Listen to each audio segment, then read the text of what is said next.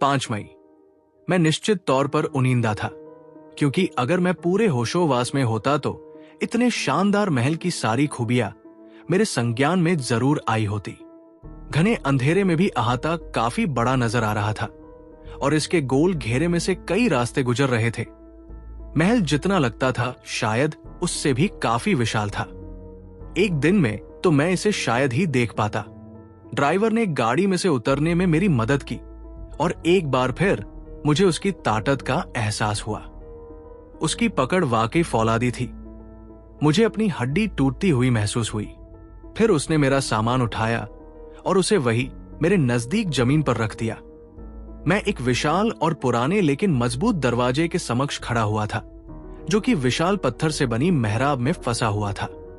कम रोशनी में भी उस विशाल पत्थर पर की गई नक्काशी साफ नजर आ रही थी, लेकिन वक्त और मौसम ने उस नक्काशी की सुंदरता थोड़ी कम कर दी थी। मैं वही खड़ा रहा और ड्राइवर ने गाड़ी में चढ़कर घोड़ों की लगाम खींची और उस खुले अहाते में से 9-2-11 हो गया। मैं जहां का तहां खड़ा रह गया। मुझे नहीं मालूम था कि मुझे क्या करना चाहिए था। दरवाजे पर न तो कोई घंटी थी, नहीं कोई कुंडी जिसे खटकाया जा सके, और उन मोटी दीवारों और बंद खिड़कियों से मेरी आवाज अंदर पहुंच पाएगी, इसमें मुझे संदेह था। मेरा इंतजार लंबा हो चला था और अब मुझे डर भी लगने लगा था। जाने कैसी जगह थी और कैसे लोग थे। जिस काम को करने का मैंने साहस किया था, उसमें मुझे इतने बुरे अनुभवों से 2-4 होना पड़ेगा, मैंने सोचा भी नहीं था। क्या किसी वकील के क्लर्क के साथ, जो कि एक विदेशी को लंदन स्थित एक जागीर के सौदे की बाबत समझाने आया हो? ऐसा ही होता है, एक वकील का क्लर्क। मीना को यह शब्द पसंद नहीं था। लंदन से चलते समय ही मुझे यह खुशखबरी मिली थी कि मैं परीक्षा में पास हो गया हूं और मैं भी अब एक वकील बन चुका हूं। मैंने अपनी आंखों को रगड़ा और अपने हाथ पर एक चिकोटी काटी कि कहीं मैं कोई सपना तो नहीं देख रहा था, क्योंकि अब तक जो घटनाएं मेरे साथ हुई थी वो किसी के सपने में ही संभव थी। मैं चाह रहा था कि मैं नींद से जागूं और अपने आप को अपने घर पर पाऊं, लेकिन मेरी चिकोटी ने मुझे दर्द का एहसास कराया और मेरी आंखें भी कतई धोखा नहीं खा रही थी। मैं वास्तव में जागा हुआ था और बुकोविना में ही था। धैर्य रखने और अगली सुबह का इंतजार करने के अलावा मेरे पास और कोई चारा नहीं था। जैसे ही मैं इस निष्कर्ष पर पहुंचा, मैंने उस विशालकाय दरवाजे के पीछे से आती भारी कदमों की पदचाप सुनी और दरवाजे की झिरी में से आती रोशनी की एक हल्की झलक भी मुझे दिखाई दी। तभी दरवाजे में चाबी घूमने की आवाज आई और अंदर जोर से सांकल खड़की।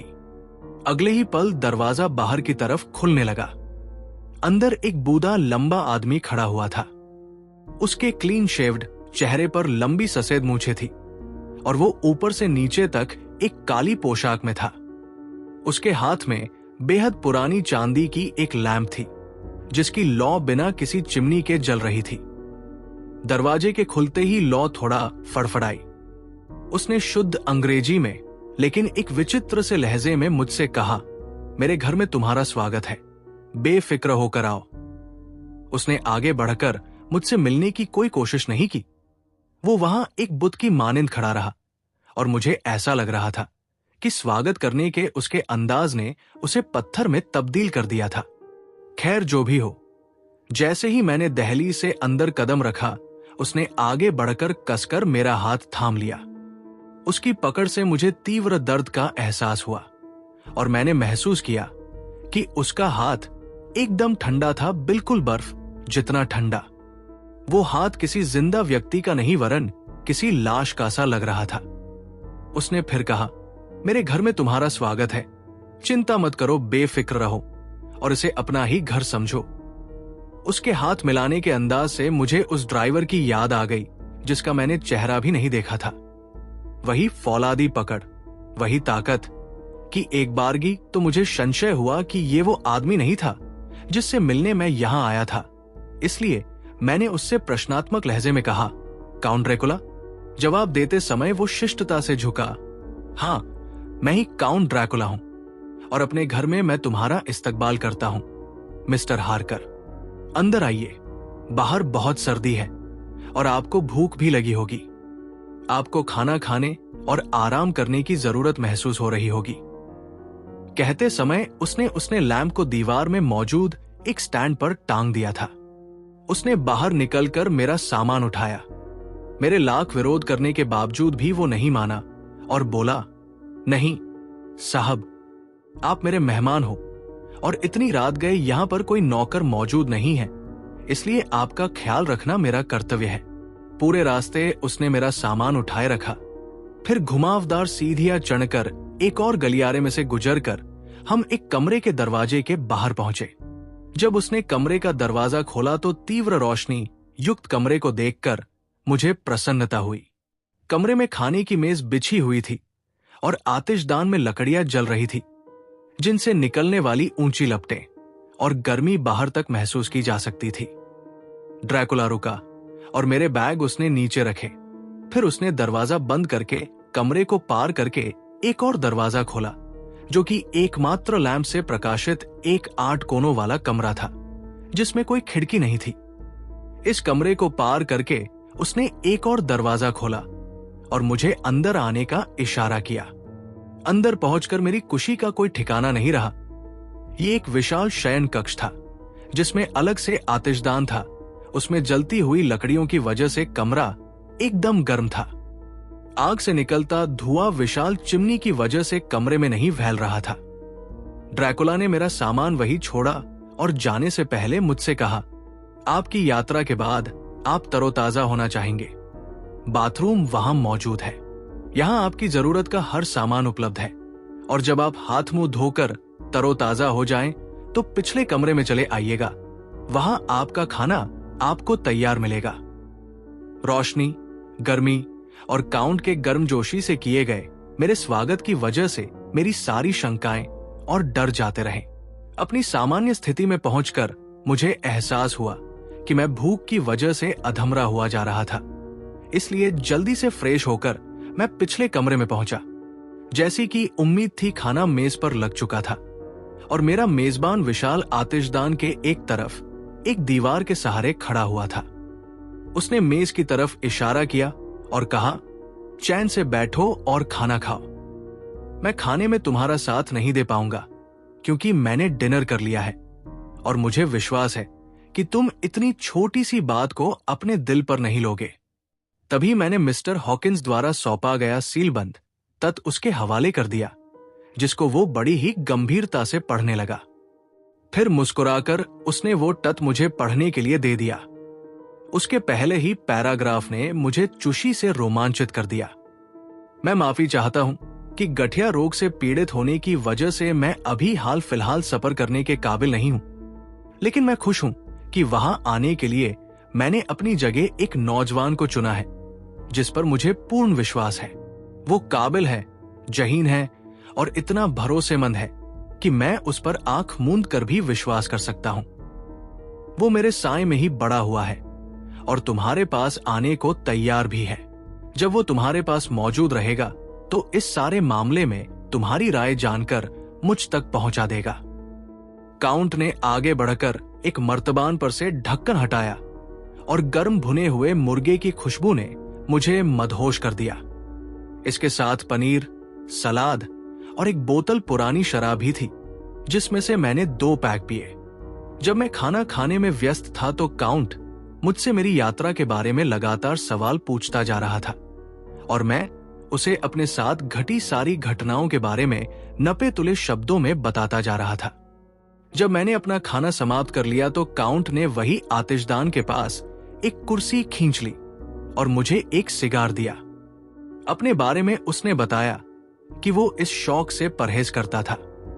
सिगार पीते हुए मैंने उस पर गौर किया तो उसके पूरे शरीर की आकृति को एक अजीब बनावट का पाया। उसका चेहरा मजबूत था, बहुत ही ज्यादा मजबूत। चेहरे की आकृति किसी बाज के जैसी लगती थी। उसकी नाक बेहद पतली और नथुने थोड़े दबे हुए थे। चौड़ा ऊंचा माथा। उसकी कनपटियों पर बालों की संख्या कम थी, परंतु और पूरे सर पर वो प्रचुर मात्रा में मौजूद थे। उसकी भवें बहुत घनी थी, जो कि आपस में मिली हुई थी। उसकी घनी मूंछों और नुकीले दांतों की वजह से उसके चेहरे पर हरदम एक क्रूरता की झलक रहती थी। उसके नुकीले दांत उसके होठों से बाहर निकले हुए थे। उसके होठों की सुर्खी उसकी जीवटता को दर्शाती थी, जो कि उसकी उम्र के इंसानों के लिए नितांत दुर्लभ बात थी।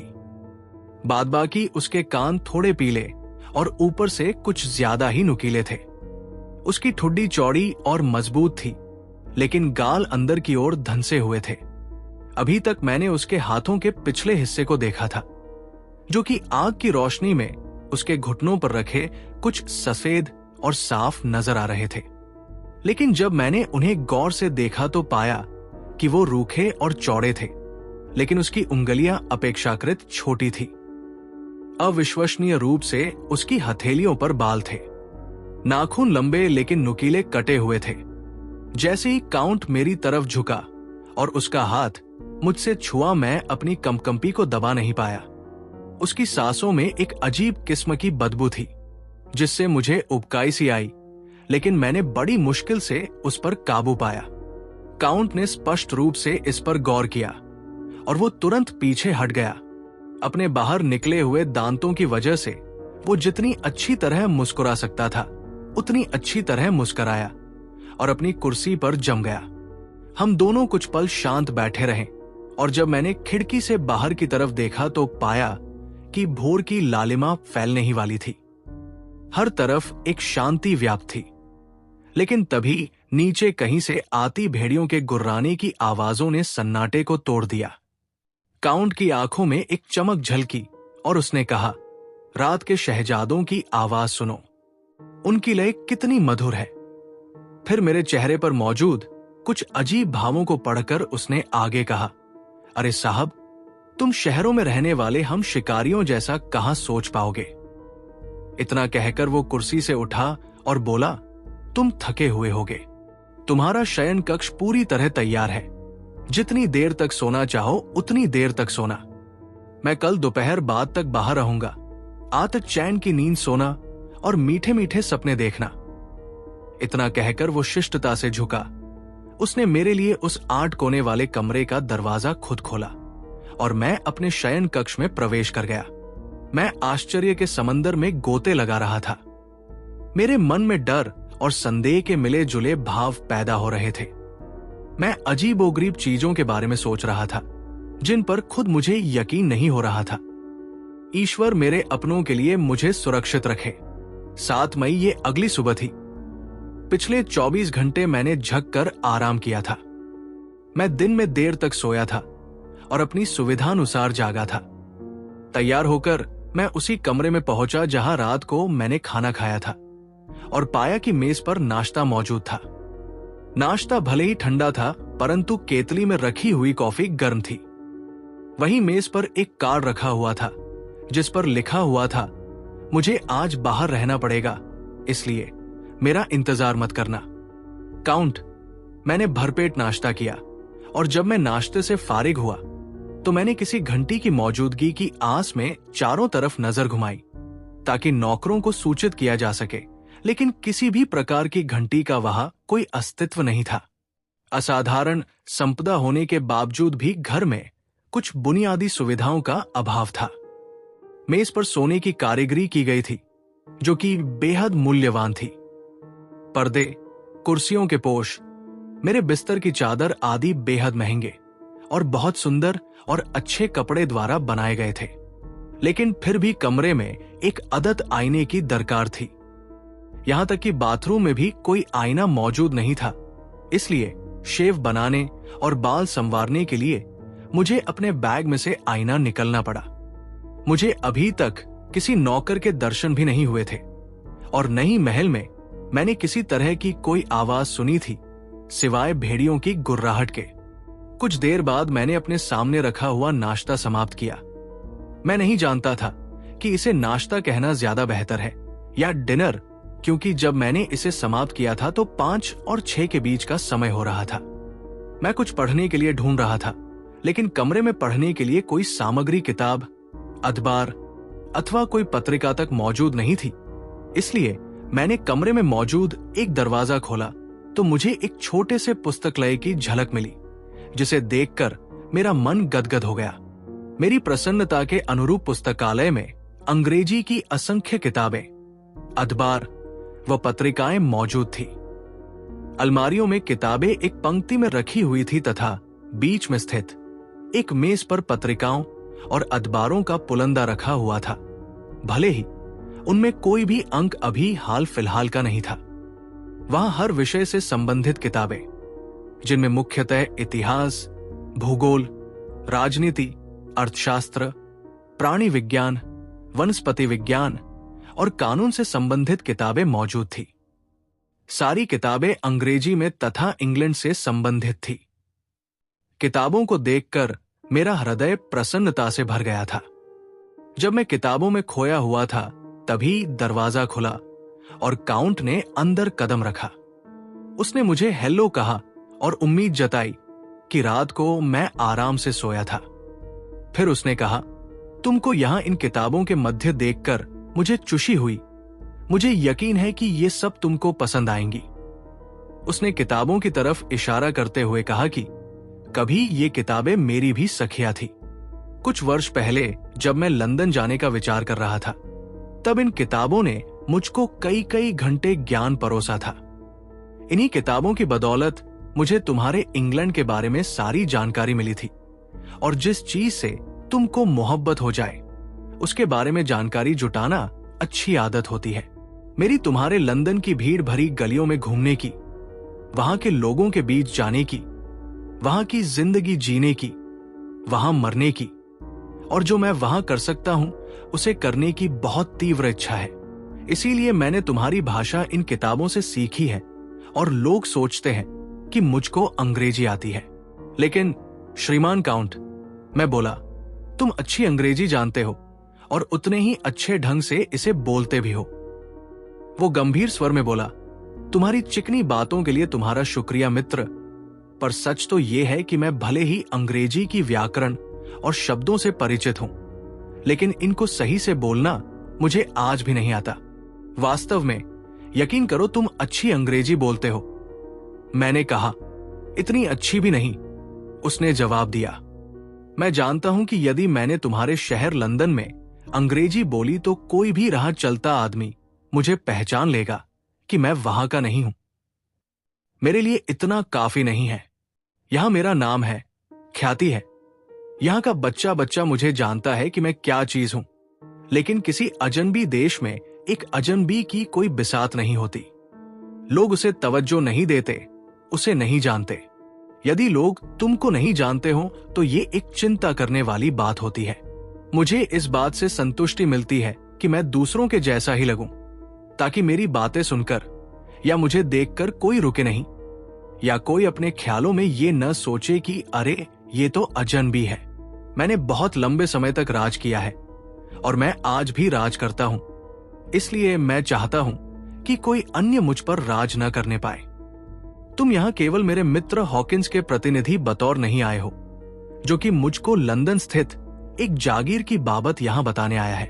तुम यहां मेरे साथ कुछ दिन बिताओगे ताकि तुम्हारे सानिध्य में मैं अपना अंग्रेजी बोलने का लहजा सुधार सकूं।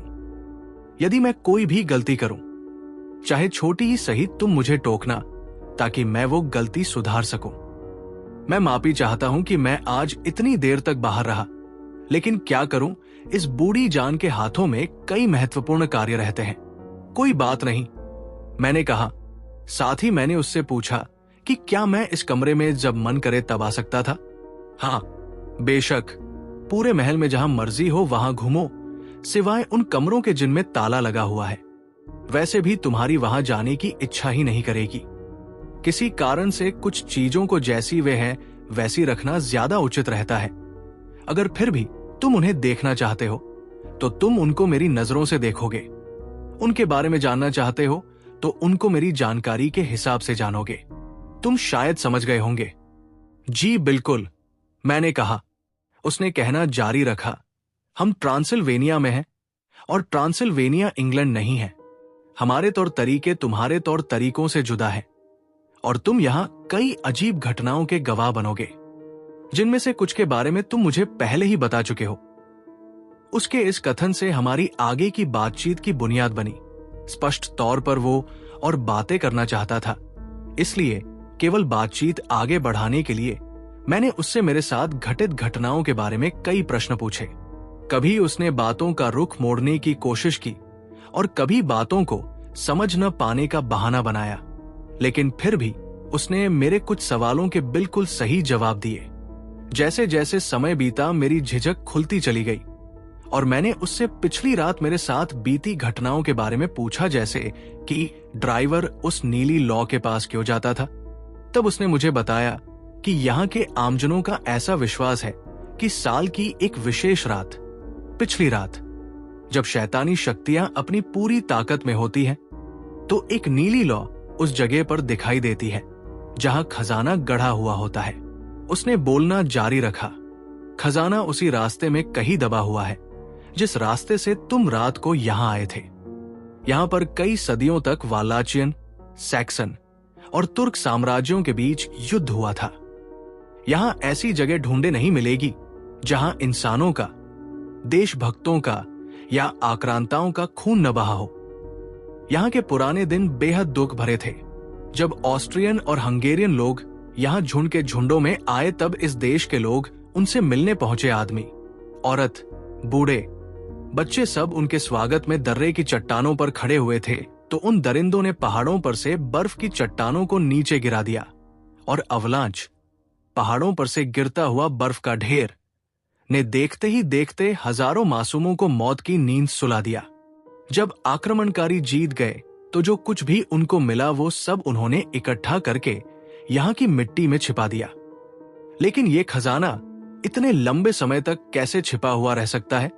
क्या यहां के लोग अब तक उसे खोज नहीं पाए हैं? मैंने उत्सुकता से पूछा। काउंट मुस्कुराया। मुस्कुराते वक्त उसके होंठ उसके मसूड़ों से मिल गए और उसके नुकीले दांत बाहर की तरफ निकल आए और उसने जवाब दिया, नहीं, क्योंकि यहां के लोग दिल से डरपोक और दिमाग से पैदल है। वो लौ साल में केवल एक ही रात प्रकट होती है और उस रात इस देश का कोई भी आदमी अपने घर से बाहर कदम नहीं रखता। और साहब, अगर कोई निकल भी आए तो उसे पता ही नहीं होता कि ऐसे माहौल में करना क्या है।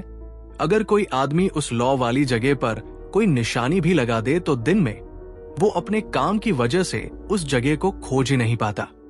मैं कसम खाकर कह सकता हूं कि तुम भी उन जगहों को अब खोज नहीं पाओगे।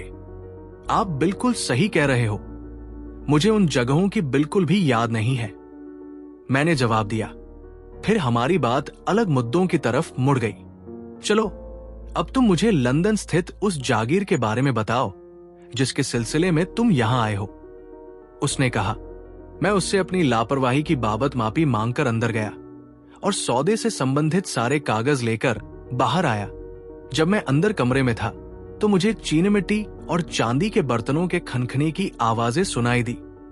कमरे में पहुंचकर मैंने गौर किया कि मेज पूरी तरह साफ हो चुकी थी और कमरे व लाइब्रेरी में लैंप जल चुकी थी। बाहर आकर मैंने पाया कि काउंट वही बैठकर एक अंग्रेजी की पुस्तक पढ़ रहा था। मैंने वहां उसके साथ बैठकर जागीर के सौदे के विषय में सारी बात साफ की, यहां तक कि रुपयों और पैसों की भी। उसने मुझसे जागीर और उसके आसपास के बारे में अनगिनत प्रश्न पूछे। निश्चित तौर पर वो लंदन जाने से पहले वहां के बारे में सारी जानकारी जुटा लेना चाहता था। जब मैंने इस बाबत उससे पूछा तो उसका जवाब था, मित्र, जानकारी जुटाने में हर्जी क्या है? जब मैं वहां जाऊंगा तो मैं नितांत अकेला रहूंगा और अपने देश में अर्जित की गई आदतें मुझसे छूटेंगी नहीं। वहां मुझे कदम कदम पर सचेत करने वाला मेरा कोई मित्र भी नहीं होगा। मेरा मित्र तो मीलों दूर मेरे दूसरे मित्र पीटर हॉकिंस के साथ बैठकर कुछ कानूनी नुक्ते सुलझा रहा होगा, है ना? काफी देर तक बैठकर हमने सौदे से संबंधित कागजी कार्रवाई पूरी की। फिर जब मैंने कागजों पर उसके हस्ताक्षर लिए तो उसने मुझसे जागीर के बारे में और जानकारी मांगी। फलस्वरूप मैंने उसको वो कागज दिखाया जो कि मैंने वहां आने से पहले तैयार किया था, जिसका विवरण इस प्रकार था। परफलीट में सड़क के किनारे मुझे एक इमारत नजर आई जिस पर एक बोर्ड लगा हुआ था कि वो इमारत बिकाऊ है, जब मैंने चारों तरफ घूमकर उस इमारत पर नजर डाली तो पाया कि पुराने जमाने की बनी वो इमारत चारों तरफ से ऊंची चहारदीवारी से घिरी हुई है और काफी सालों से उसकी कोई मरम्मत भी नहीं हुई है। इमारत का फाटक पुरानी बलूत की लकड़ी और लोहे से निर्मित है, जिसके लोहे को जंग ने पूरी तरह नष्ट कर दिया है। पूरी इमारत लगभग 24 एकड़ में फैली हुई है और इसकी चहारदीवारी पत्थरों की बनी हुई है। इमारत में जगह जगह पेड़ और हरियाली प्रचुर मात्रा में मौजूद है तथा इमारत के बीचों बीच एक सांस पानी का तालाब भी है। ये इमारत काफी बड़ी और कई वर्षों पुरानी है, जिसके नजदीक ही एक पुराने चर्च की इमारत है। हालांकि मुझे अंदर जाने का मौका नहीं मिल पाया क्योंकि उस समय इमारत तालाबंद थी और चाबी मेरे पास मयस्सर नहीं थी, परंतु मैंने बाहर खड़े होकर ही इसका हर कोण से अवलोकन कर लिया था। इस इमारत के आसपास कुछ अन्य इमारतें भी हैं, जिनमें से एक काफी बड़ी है, जो कि एक निजी पागलखाना है। जब मैंने अपना बोलना समाप्त किया तो उसने कहा, मुझे जानकर खुशी हुई कि इमारत पुरानी और बड़ी है। मैं भी पुरानी पीढ़ी से ताल्लुक रखता हूं। नए घर में तो मेरी जान ही निकल जाती। पुराने चर्च से भी मुझे खुशी मिलेगी। हम ट्रांसिल्वेनिया के लोग आम इंसानों की तरह मरना पसंद नहीं करते। मुझे प्रसन्नता और आनंद की घड़ियां पसंद नहीं मुझे सूरज की किरणें और पानी के झरने पसंद। ये सब तो तुम जैसे युवाओं को पसंद आते हैं। अब मैं भी जवान नहीं रहा हूं और काफी वर्षों तक अकेले रहते हुए मेरा दिल खुशी और प्रसन्नता का अनुभव नहीं कर पाता। वर्षों तक इस जीर्ण महल में रहते हुए अब मुझे अंधेरे और ठंडी हवाओं की आदत हो गई है। मैं अपने विचारों के साथ अकेला रहना पसंद करता हूं। न जाने क्यों इतना कुछ कहते समय उसके शब्द और उसके चेहरे के भाव मेल नहीं खा रहे थे, या फिर उसके चेहरे की विशेष बनावट उसकी मुस्कान को और ज्यादा उग्र और उदास बनाए हुए थी।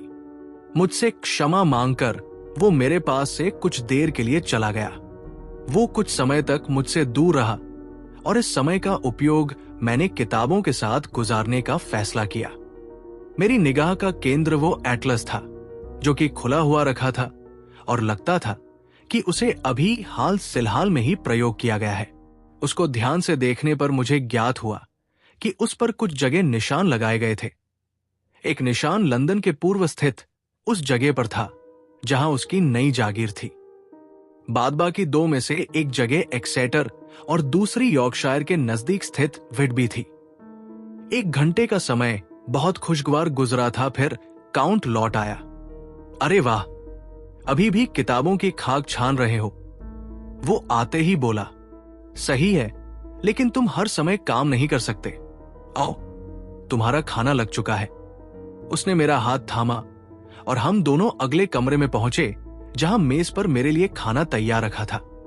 काउंट ने बताया कि जब वो बाहर गया था तब उसने खाना खा लिया था, लेकिन वो पिछली रात की मानिंद मेरे पास ही बैठा रहा और मुझसे बातें करता रहा। पिछली रात की ही तरह मैंने खाना खाने के बाद एक सिगार पिया और काउंट मेरे पास बैठा रहा और मुझसे घंटों बतियाता रहा।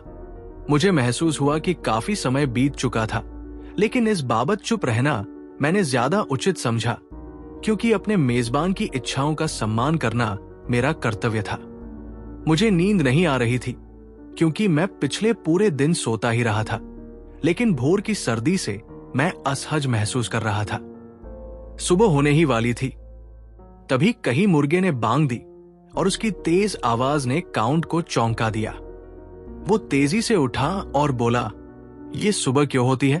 मैं भूल कैसे गया कि हमें बातें करते करते इतनी देर हो चुकी है। मित्र, आगे से लंदन के बारे में बताते समय अपनी बातों को थोड़ा नीरस बनाना, ताकि मुझे समय का याद रह सके। इतना कहकर उसने मुझसे विदा ली।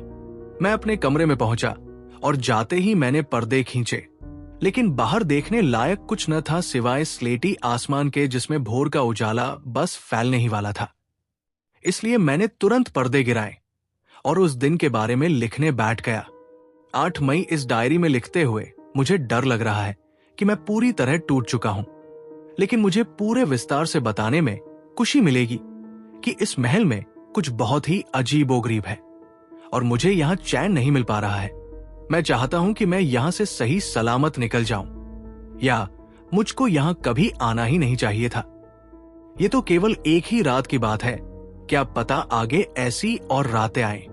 अगर यहां मुझसे कोई बातें करने वाला होता तो शायद मैं इस सब को झेल भी लेता, लेकिन इस पूरे महल में मेरे सिवाय कोई नहीं है।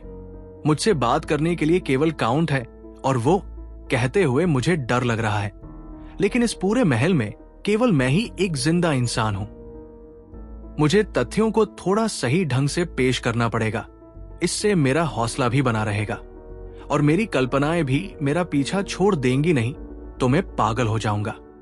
मैं अपने बिस्तर में केवल कुछ ही घंटे सो पाया था, और जब मुझे लगने लगा कि मैं अब और नहीं लेटा रह सकता, तो मैं बिस्तर से उठ गया। मैंने अपना आईना वही खिड़की पर टांग रखा था, और मैं दाढ़ी बनाना शुरू करने ही वाला था कि अचानक किसी ने मेरे कंधे पर हाथ रखा। वो काउंट था। उसने मुझे सुप्रभात कहा। न जाने क्यों मैं उसे देख नहीं पाया, जबकि मेरे आईने में मेरे पीछे की सारी वस्तुएं दिखाई दे रही थी। शुरू में दाढ़ी बनाते समय मेरे गाल पर एक कट लग गया था, जिसको मैंने नजरअंदाज कर दिया था। काउंट के सुप्रभात का जवाब देकर मैंने मुड़कर अपने आईने में दोबारा देखा कि तो पाया कि इस बार कोई गलती नहीं हो रही। मुझे अपने आईने में पीछे का सारा नजारा दिखाई दे रहा था, सिवाय काउंट के, जबकि वो मेरे नजदीक ही खड़ा था। आईने में उसका प्रतिबिंब नहीं बन रहा था। आईने में केवल मेरा ही प्रतिबिंब मौजूद था, जो कि बेहद सोचनीय बात थी। ये सब उलझाने वाला था और बेचैन करने वाला भी। बेचैनी का एहसास तो मुझे तब भी होता था जब काउंट मेरे पास होता था। तभी उसी पल मैंने देखा कि मेरे कट में से खून निकल रहा है, और खून बहकर मेरी ठोड़ी तक पहुंच चुका था।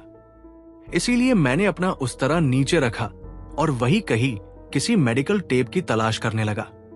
जब काउंट ने मेरा चेहरा देखा तो उसकी आंखों में एक शैतानी चमक उभरी, और उसने तेजी से मेरे गले को झपट्टा मारकर दबोच लिया। मैं यकायक पीछे हटा तो उसका हाथ मेरे गले में पड़े हुए क्रॉसनुमा लॉकेट से स्पर्श कर गया, और उसकी हालत में एकाएक बड़ा बदलाव आया। उसका प्रकोप जितनी तेजी से उस पर हावी हुआ था, उतनी ही तेजी से वो सामान्य हो चुका था। अपना ख्याल रखा करो, उसने कहा। देखो, तुमने अपने गाल पर कितना बड़ा कट लगा लिया है। इस देश में ये कट तुम्हारी कल्पनाओं से भी ज्यादा नुकसानदेह है। तभी उसकी नजर मेरे आईने पर गई, और उसे देखकर उसने कहा, सारे फसाद की जड़ ये आईना है। आईना मर्द की अस्मिता को दूषित करने में सबसे अहम किरदार अदा करता है। इससे दूर रहा करो। और इतना कहकर उसने अपने डरावने और सफेद हाथ से तुरंत खिड़की खोली और आईने को खिड़की में से दूर फेंक दिया, जो कि आंगन में दूर कहीं स्थित किसी पत्थर से टकराकर चूर चूर हो गया। वो बिना कुछ कहे वहां से निकल गया। ये सब चिंतित करने वाला था। मुझे नहीं पता कि अब मैं कैसे अपनी दाढ़ी बनाऊंगा, शायद अपनी घड़ी के डिब्बे के पैंदे में देखकर, क्योंकि उसकी सतह चमकदार धातु की बनी हुई थी। जब मैं डाइनिंग रूम में पहुंचा तो मेरा नाश्ता तैयार था, लेकिन काउंट का कहीं कोई पता नहीं था, इसलिए मैंने अकेले ही नाश्ता किया। यह भी अजीब बात थी कि मैंने अभी तक काउंट को न तो कुछ खाते हुए देखा था और न ही कुछ पीते हुए। वो एक अजीब किस्म का प्राणी था। नाश्ते के बाद मैंने महल को देखना चाहा। मैं सीढ़ियों से ऊपर चढ़ा और दक्षिण दिशा में स्थित एक कमरे में पहुंचा। दृश्य वाकई शानदार था, और जिस जगह पर मैं खड़ा था वहां से हर तरफ देखने का मौका था। महल एक सीधी खड़ी चट्टान के ऊपरी सिरे पर था। अगर कोई पत्थर नीचे गिराया जाए तो वो हजारों फीट नीचे तक बिना किसी चीज से टकराए पहुंच जाएगा। जहां तक देख पाना संभव था, वहां तक केवल हरे पेड़ों के सिरे नजर आ रहे थे। केवल एक जगह बस पानी का झरना गिरता हुआ दिखाई दे रहा था। नदियां यहां वहां चांदी के धागों की तरह उलझकर जंगल में जा रही थी। लेकिन मैं आपको सुंदरता का वर्णन करने के मूड में नहीं हूं। ये तो जो मुझे वहां से दिखाई दिया मैंने आपको बता दिया है। उसके बाद जो मैंने देखा वो केवल दरवाजे थे। यहां दरवाजे, वहां दरवाजे, हर जगह केवल दरवाजे, वो भी तालाबंद और लोहे के बोल्टों से सील किए हुए। महल की दीवारों में खिड़कियां तो थी, लेकिन बाहर निकासी का कोई जरिया न था। वो महल नहीं, एक कैदखाना था और मैं उसका कैदी।